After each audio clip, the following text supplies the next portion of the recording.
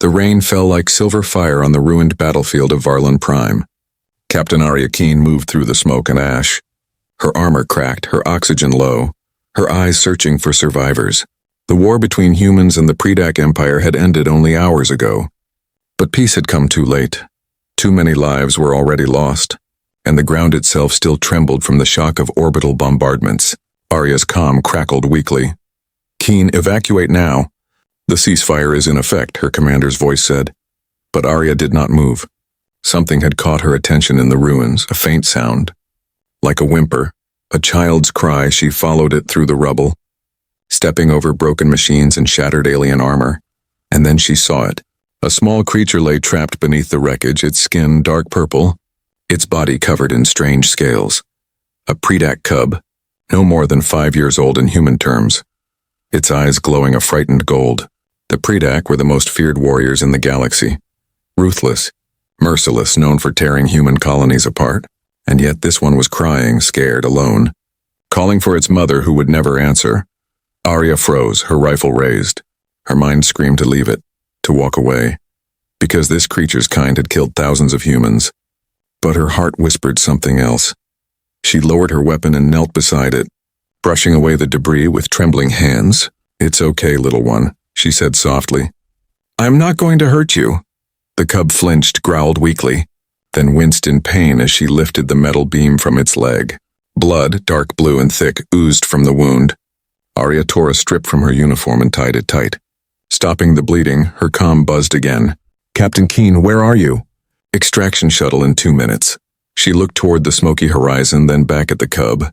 If she left it here, it would die within minutes, but if she carried it with her, her own soldiers might shoot it on sight. She hesitated only for a second, then made her choice. Arya lifted the small alien into her arms, wrapping it in her survival cloak. The cub shivered but did not resist. She began running through the wreckage, her boots splashing in puddles of liquid metal. Her heart pounded, her breath came hard, and every step echoed like a drumbeat of fate. Suddenly, a flash of light struck the ground nearby, a plasma bolt. Arya ducked behind a fallen transport, the cub crying out.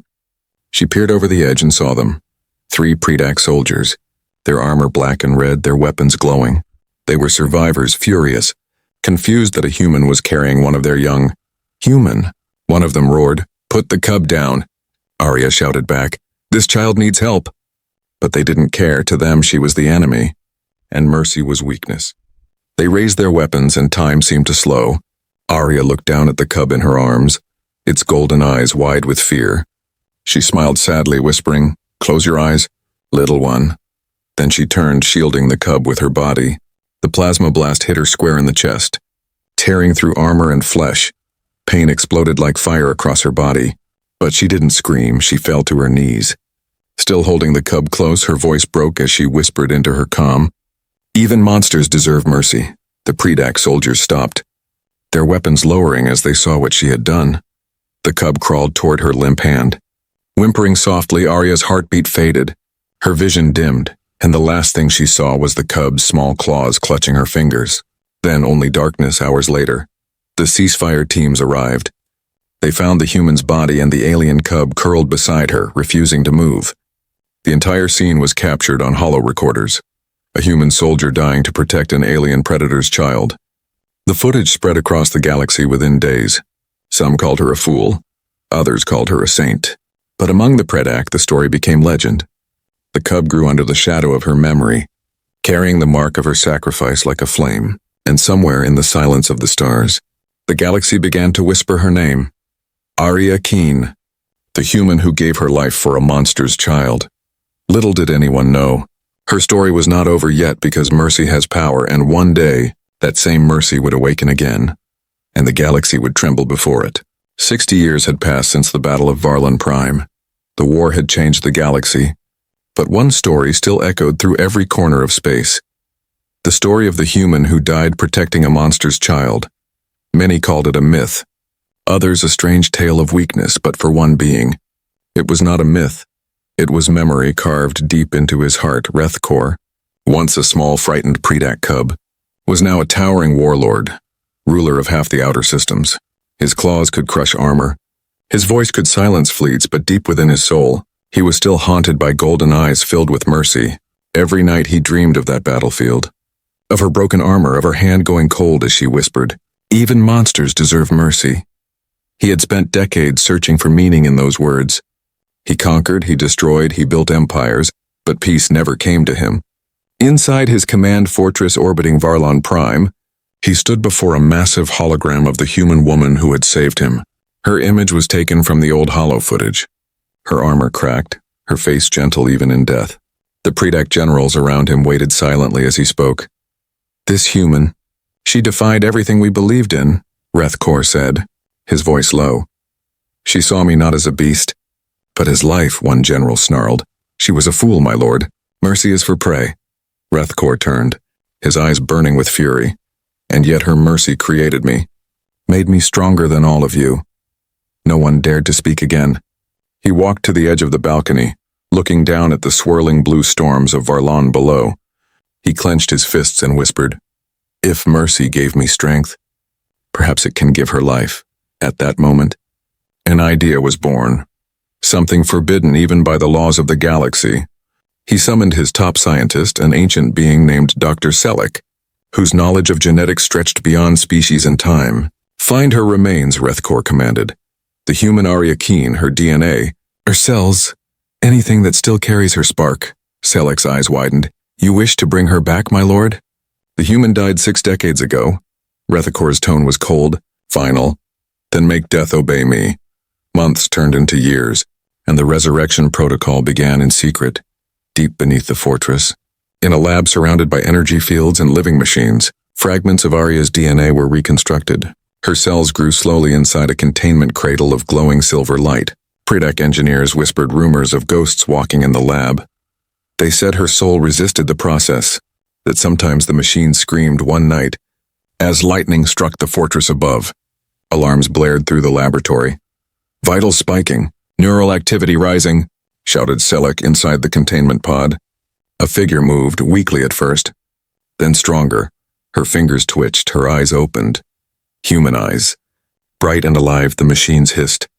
The scientist stepped back, for the first time in 60 years. Captain Arya Keen drew breath, she gasped, her lungs burning as she sat up, confusion flooding her mind.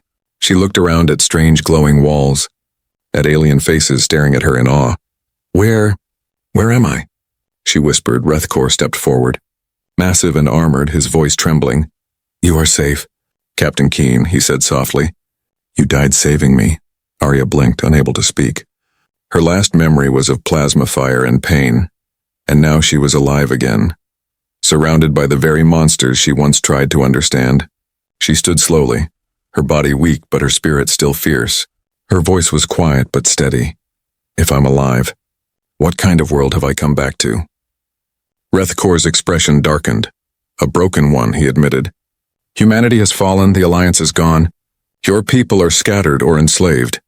Arya's heart tightened, her voice breaking. "You mean the war never ended?" Rethkor nodded slowly. "No, Captain, mercy died with you." Silence filled the room, heavy and cold. Then Arya whispered, "Then I will bring it back." The Predak guards looked uneasy. Their claws flexing, she turned toward them, her gaze calm, her tone sharp as steel. "You think mercy is weakness," she said. "But mercy made you strong once, didn't it?" Her words hit Rethkor like a storm. For the first time in years, he lowered his head. Humbled, later that night, alone in her new quarters, Arya stared out the window at the stars. She could see Earth's distant sun, faint, forgotten. Her reflection in the glass looked the same, yet something inside her was different. She had crossed the line between life and death, and now she had a purpose again. Whispers began to spread through the fleets. "The human ghost walks again." Some called her an omen, others called her a weapon. But one truth began to echo through the systems. The one who gave her life for a monster's child has returned, and somewhere deep in her heart, Arya knew the galaxy that once pitied her mercy would soon learn to fear it. The hum of the machines filled the cold air of the laboratory. Blue lights pulsed across walls made of living metal, every rhythm matching the heartbeat of the one who should not exist. Arya Keen sat on a steel bench, her hands trembling, her thoughts tangled between memory and confusion. Her last memory was fire and pain. Her last breath on a battlefield soaked in rain and blood. And now she was alive again. In a future that looked nothing like the galaxy she once knew, Dr. Selleck entered the chamber, his translucent skin glowing faintly under the lab lights. He carried a small device in his clawed hands, his eyes filled with a mix of awe and fear. "You shouldn't be awake yet," he said carefully. "Your neural patterns are still rebuilding." Arya looked at him, her voice quiet but firm. "I'm awake because I choose to be."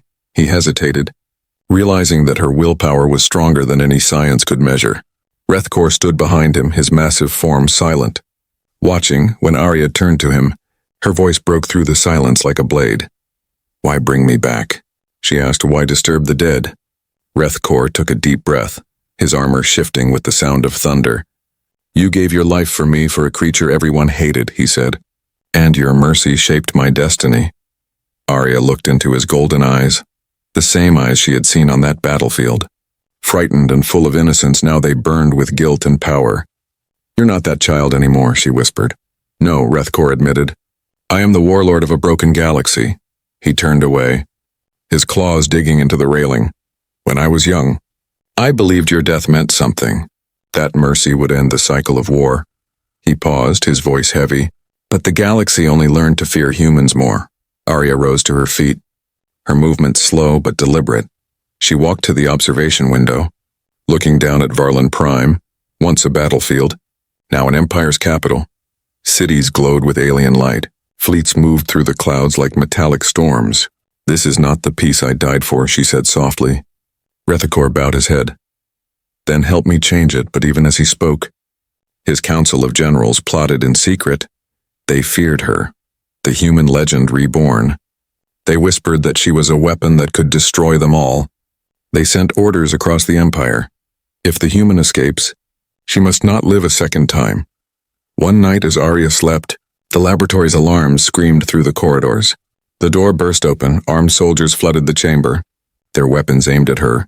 Dr. Selleck shouted, "Stop! She's still stabilizing." But they didn't listen. The first plasma bolt missed by inches, burning through the wall. Arya rolled behind a console, instincts taking over. She grabbed a fallen guard's sidearm, the weight of it familiar in her hand. Her mind sharpened, every thought focused, every muscle remembering the rhythm of survival. Rethkor arrived moments later, his roar shaking the walls. "Who dares attack her under my protection?" he thundered, but it was too late. The damage was done. Arya stood among the wreckage, smoke rising around her, soldiers unconscious at her feet. Her eyes blazed with anger and sorrow. "I won't be a prisoner," she said coldly. "Not again." Rethkor tried to stop her. "Arya, the galaxy will hunt you if you leave." She stared at him with quiet defiance. "Then let them learn what mercy truly means." With Selleck's help, she escaped through an old maintenance corridor. Outside, the storm of Varlin raged, lightning illuminating the night sky. She looked up at the stars, her breath forming mist in the cold air. For a long moment, she simply stood there, listening to the echo of her own heartbeat. Then she whispered, "If mercy died with me, I'll make sure it rises again." She stole a scout ship from the hangar, its engines flaring to life. The fortress alarms howled as she launched into the storm. Rethkor watched from the command deck, torn between pride and pain. "She will change everything," he murmured, "even if it destroys us all." As the ship broke through the clouds and entered the void, the stars stretched before Arya like endless possibilities. She didn't know where she was going, only that she had to find what was left of humanity. And somewhere deep in her heart, she felt something awaken, something more than vengeance, a promise whispered long ago. Even monsters deserve mercy. But this time, the monsters were not just aliens, they were Empire's kings, and ghosts of the past, and then she would face them all. Because she was not the same soldier who died on Varlin Prime. She was something more now, the galaxy's resurrection. The stars stretched endlessly before her, cold and brilliant. Arya Keen sat in the cockpit of the stolen Predac scout ship, its controls glowing faintly in alien symbols she barely understood. Every pulse of the engine reminded her that she was not supposed to exist. 60 years dead, revived by the hand of the same species that once killed her. Now, the galaxy whispered her name like a secret too dangerous to speak aloud. She stared at her reflection in the glass. Her face looked the same, yet her eyes carried centuries of pain. She whispered softly. I died once for mercy, then clenched her fists. I won't die again for silence. The ship's nav computer flickered to life, showing the routes of ancient human colonies now abandoned or enslaved. Her heart twisted as she saw the word Earth, marked in red, restricted zone. She set the course toward the nearest free sector, a forgotten outpost near the edge of the Orion Belt. The journey was quiet, but her mind was not. Flashes of her past haunted her, her team, her commander's voice, the terrified cub she once held. Now that cub was a warlord ruling half the stars, and she was the ghost he brought back to life. She wondered if he regretted it yet. When the ship reached the Orion Belt, she saw the wreckage of human ships drifting among the asteroids. Old war banners floated in silence, faded symbols of a species that refused to vanish. She docked at a half-destroyed station called Haven 9, once a trade hub, now home to scavengers and exiles. As she stepped out, eyes turned toward her. Her human face, her scars, and the strange alien armor she wore made her a living contradiction. A group of rough miners approached, their weapons raised. State your name, one demanded. Arya Keen, she said calmly. Former captain of the Terran Alliance. They exchanged uncertain looks, whispers spreading fast. Impossible, one muttered. She died on Varlon Prime. Arya met his gaze, her tone steady. I did. And that silence that followed told her everything. The legend had outlived the truth. Inside the station's dim cantina, an old soldier named Ryan stared at her in disbelief. He had fought in the last human rebellion, his body marked by burns and loss. I saw the holo footage, he said, voice shaking. You died saving that alien monster, Arya nodded slowly. And that monster grew up to rule the galaxy.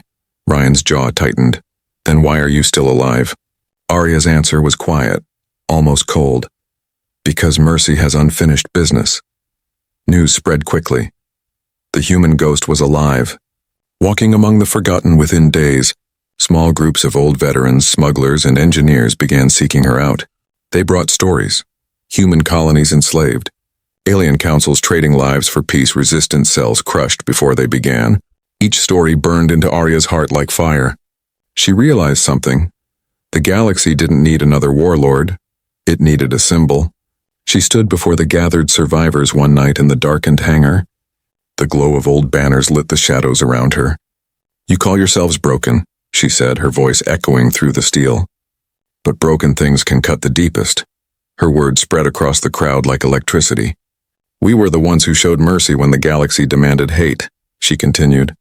And for that, they feared us, they still do. Ryan stepped forward, eyes shining. Then what do we do, Captain?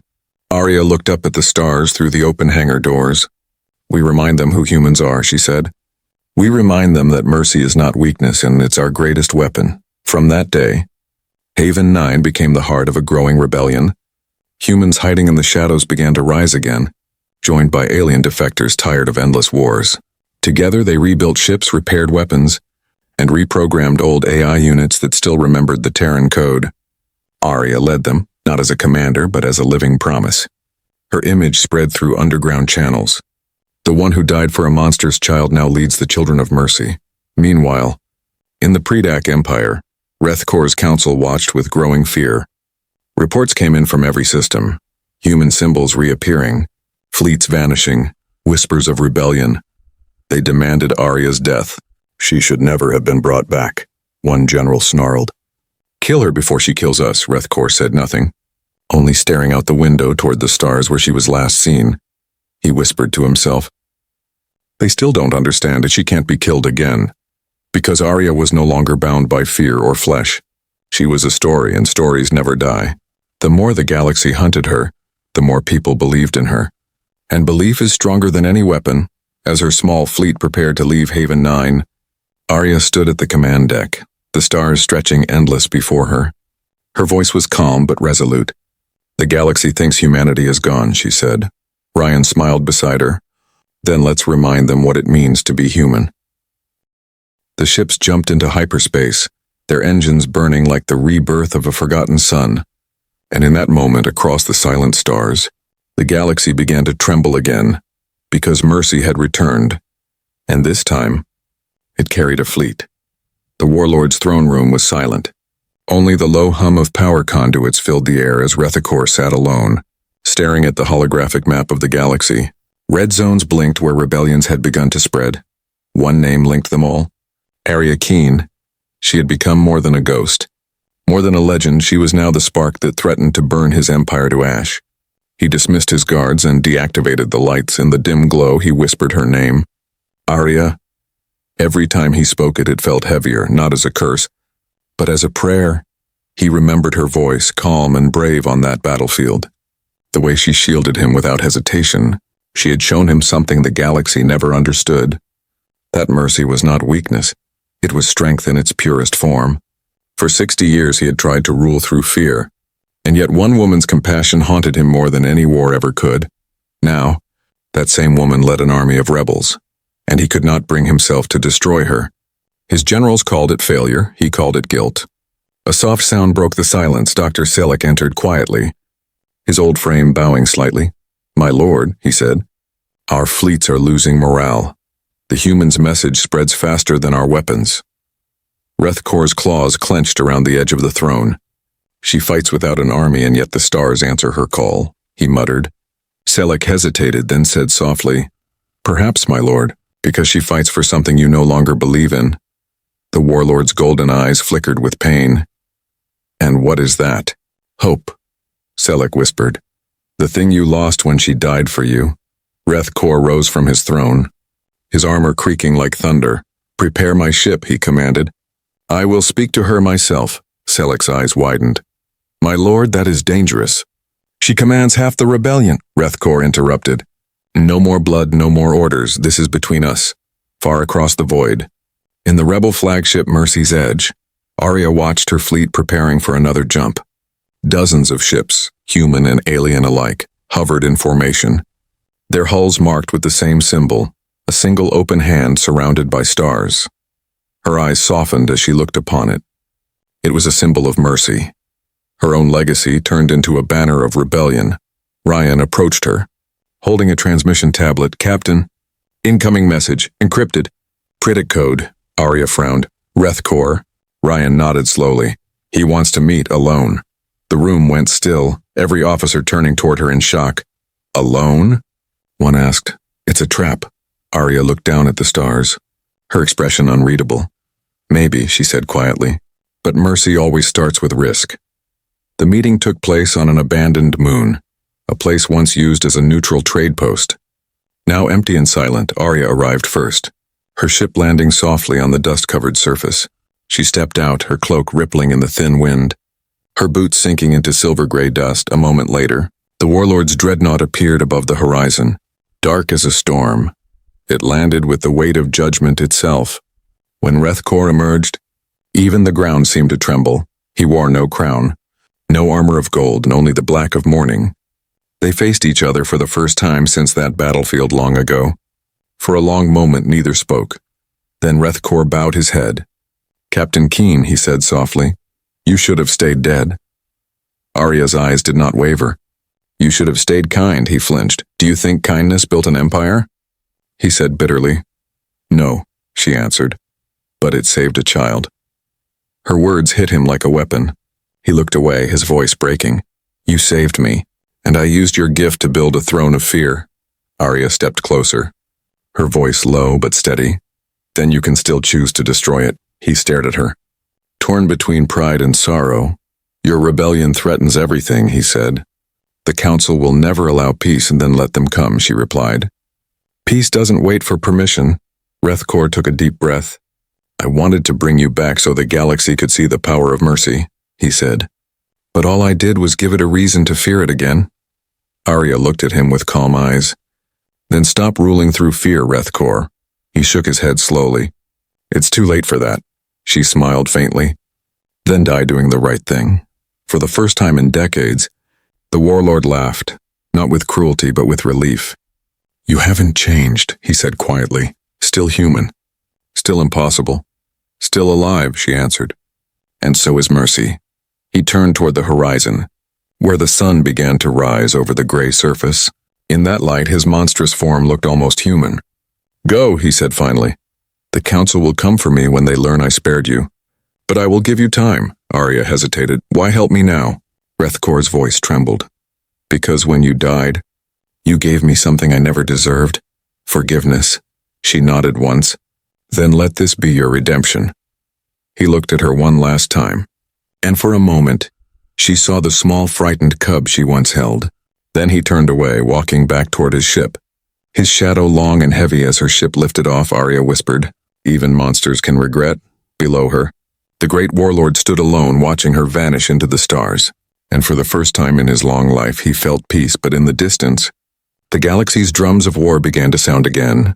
The High Council had learned of his betrayal, and soon, Mercy itself would have to face fire. The stars were no longer quiet. They burned with the light of war.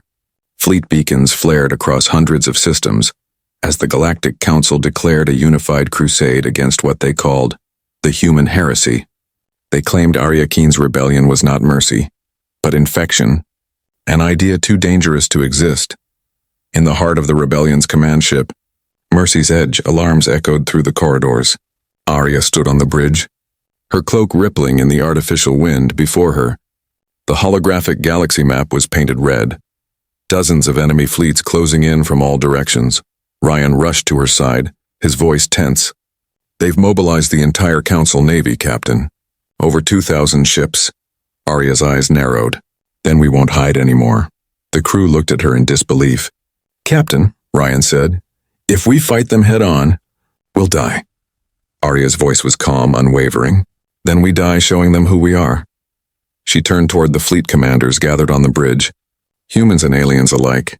"Every empire built on fear eventually forgets what it fears most in truth," she said. "They think mercy is weakness, but they've never seen it fight back." Her words spread across the comm network, carried to every ship, every soldier, every heart that still believed. "This is not a war to conquer," she said, her voice echoing through static. "This is a war to remember, to remind the stars that mercy is stronger than hate." The silence that followed was broken by one voice after another. "For humanity," someone whispered. "For mercy," another replied, and then the fleet roared in unison. "For Arya." When the first wave arrived, it was like a storm tearing through the dark. Thousands of council ships descended upon the rebellion's fleet. Light cannons ignited, railguns thundered, and the void itself shuddered with fury. Arya stood at the command deck, eyes sharp, voice steady. "Form defensive rings. Channel energy through the outer shields," she ordered. Every command carried strength, not born of anger but conviction. The enemy's transmission cut through the static. "Human," a cold voice said. "You defy the will of the galaxy." Arya answered without hesitation. "No, I remind it." She pressed a command, and her fleet shifted formation, small human vessels weaving between massive alien cruisers. They struck not with chaos but precision. Her strategy was not to destroy, but to disable. For every enemy ship that fell, she ordered the survivors rescued.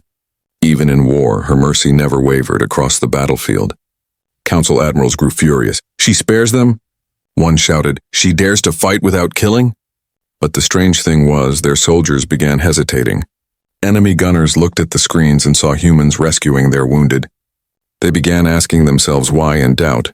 The deadliest weapon spread like wildfire.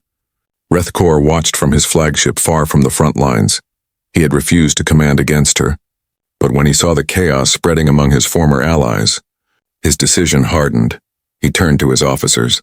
"Send word to Arya Keen," he said. "Tell her the Predak Empire no longer hunts her." His second-in-command hesitated. "My lord, that is treason," Rethkor growled. "Then let mercy be my crime." Back on Mercy's Edge, Arya's fleet was barely holding. Explosions rocked the ship, sparks showered the bridge. Ryan shouted over the noise, "Shields at 20%. Arya gripped the console, her breath steady despite the chaos. "Hold the line," she said. "Every second we hold, another mind changes." Through the shattered viewport, she saw hundreds of enemy ships suddenly cease fire. Their lights dimmed, their weapons powered down. Then, one by one, they transmitted a message. "We will not fight mercy." The tide of battle turned. Half the Council fleet defected in hours, unable to fight what they now believed in. The Council Chancellor appeared on the main channel, his image cold and shaking with fury. "You've poisoned the stars with your words. Human, He spat. Arya stood tall, her voice like calm fire. "No," she said. "I reminded them what it means to be alive." The Chancellor's ship opened fire, its massive cannons blazing. Arya didn't flinch. She simply whispered, "Ryan, activate the Sol wave." A blinding surge of light spread from Mercy's edge. Not a weapon, but an electromagnetic pulse tuned to disable war systems without harming life. Every ship in the sector went dark, engines silent, guns cold. For the first time in centuries, the stars were quiet again. Ryan turned to her, awestruck. You ended the war without killing them." Arya smiled faintly, exhausted but unbroken. "Peace doesn't need blood, only courage." As her fleet drifted in the silent aftermath, a transmission came through, Rethkor's voice deep and heavy. "You've done what I could not," he said. "You made the galaxy remember mercy." Arya's reply was quiet. "You made me remember it first." He chuckled softly. "Then my regret was worth it." The line went silent, but in that silence, peace finally began to bloom. That night, as the ships floated in orbit over Varlon Prime, the same world where she had once died, Arya stood before her crew, stars shining on her armor. "Mercy has won," Ryan said behind her. She shook her head gently, her voice calm. "No, Ryan, mercy never wins," she said. "It just never dies." And for the first time in centuries, the galaxy listened, not to the sound of war, but to the heartbeat of humanity. The war was over, but peace had not yet begun. Across the galaxy, fleets drifted in silence, battlefields frozen in the calm that follows storms. The stars glowed quietly, as if watching what humanity would do next. And somewhere in the heart of that silence, Captain Arya Keen stood once more before the same kind of fire that had once killed her. Varlon Prime, the world where she died and was reborn, now became the meeting place of the galaxy's leaders. The Galactic Council demanded her presence. They called her a symbol too powerful, a dangerous myth. But in every shadowed corridor, in every colony and hidden ship, whispers grew louder. "The human who showed mercy now commands the stars." Ryan stood beside her as their shuttle descended through the clouds. "Captain," he said quietly, "they'll never let you walk out alive." Arya smiled faintly, her eyes calm. "They let me die once," she said, "and I still came back." He didn't argue, because deep down, he knew the galaxy itself seemed to bend around her will. When the shuttle landed, thousands of soldiers lined the plaza, not with weapons raised but with helmets lowered. No one dared to meet her eyes. Even the Predak guards who once hunted humans now stood silent, unsure whether to protect her or fear her. Inside the great hall the council gathered, towering beings of every species glowing with arrogance and power. Their voices filled the chamber. "You are an anomaly," one said. "You interfere with the balance of control." Another hissed.